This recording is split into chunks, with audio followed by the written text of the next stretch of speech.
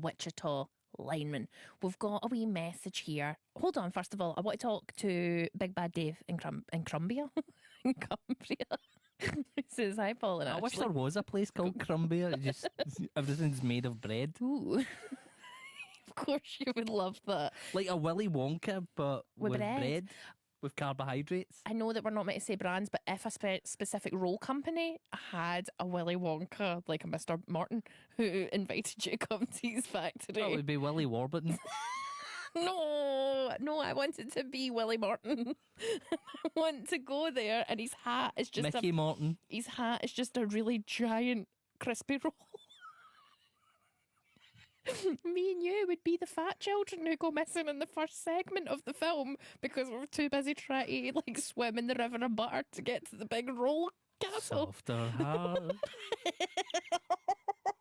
Egg or scone?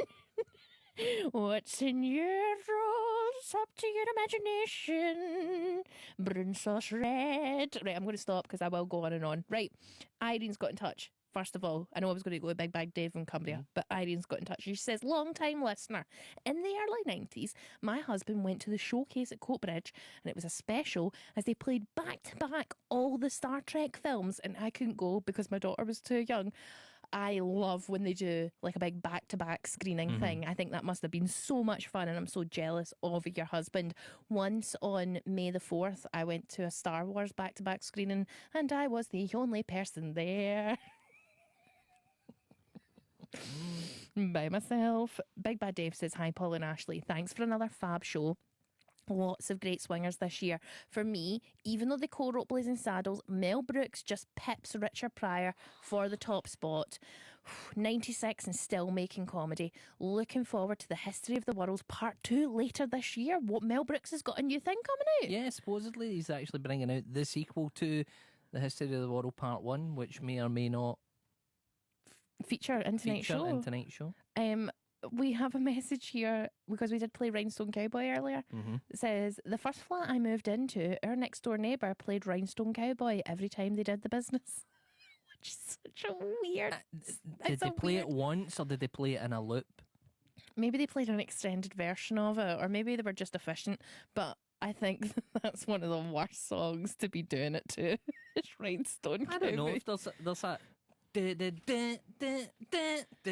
No. There's a rhythm to it. Yes, there's a rhythm. No, stop. Let me explain why. Because the worst songs... Yes, it sets an achievable beat, but... it's too sing-along-y. You can't hear Rhinestone Cowboy and not want to sing along. And the last thing you want during intercourse is somebody singing Rhinestone Cowboy very loudly at you. So that's why maybe I'm that saying... helped him last. It's a man...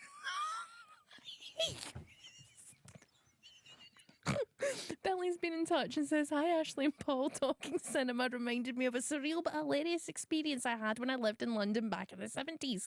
A sing-along show of The Sound of Music. He sent this before I even started talking about it. Apart from the many nuns, I remember 6'4" men with beards dressed as the Countess in ball gowns and tiaras, and adults in lederhosen like the Von Trapp family. When Maria was making clothes from the curtains for the children, people had actually brought curtains in and were waving them about. 100% true. I used to have little swatches of curtains that I would hand out to people who didn't have their own curtains with them to wave at the screen when she started sewing her curtain dresses. It's a whole thing. And then when they were hiding in the cemetery, says people were screaming they're behind the gravestones to the Germans. Best bit of the show. It's so fun. I 100% will hands down say, if you've never seen Sing Along a Sound of Music, it's such a treat. It's so weird. It's such a lot of fun. There are people who go every single year and are really into it. And then you see like the new kids and the little boys and girls whose mums and dads are bringing them along for the first time. And I think what's good about it is it's like one of the few theatre experiences where kids especially can shout and run about and sing and jump. See, if I leave the studio tonight and there's someone outside in a habit that's just handing you an envelope going, thanks Ashley for all the mentions. There are loads of different, there's not one company that do it, I don't think. Oh no, what have I done? It's like the mafia. I hope not. Right, what's this number? 6, 5? This is number 5. Number 5 on our top 10 Hollywood swingers of 2022, we have Antonio Banderas from Evita with Oh What a Circus.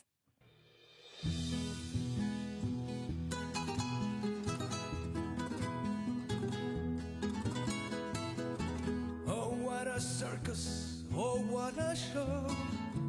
Argentina has gone to town over the death of an actress called Eva Perón. We've all gone crazy, mourning all day and mourning all night, falling over ourselves to get all of the misery right. Oh, what an exit, that's how to go when they're ringing your curtain down. Demand to be buried like Eva Perón. It's quite a sunset, and good for the country in a roundabout way. We've made the front page of all the world's papers today. But who is this Santa Evita? Why all this howling, hysterical sorrow? What kind of goddess has lived among us? How will we ever get by without her? She had her moments, she had some style. The best show in town was the crowd outside the Casa Rosada crying Eva Perón. But that's all gone now. As soon as the smoke from the funeral clears, we're all gonna see and how she did nothing for years.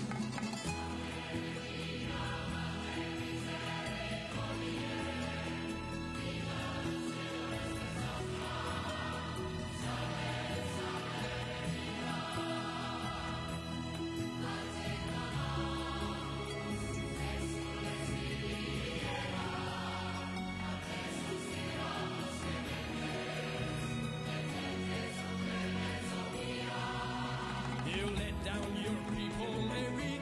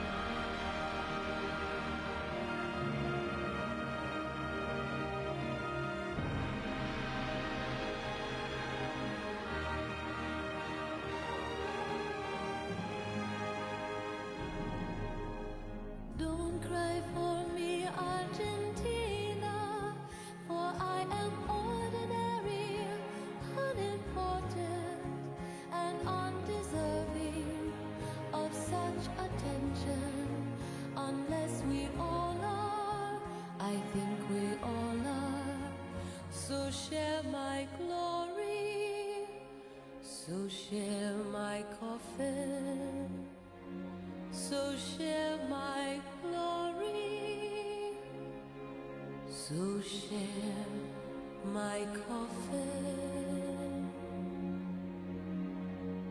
It's our funeral too.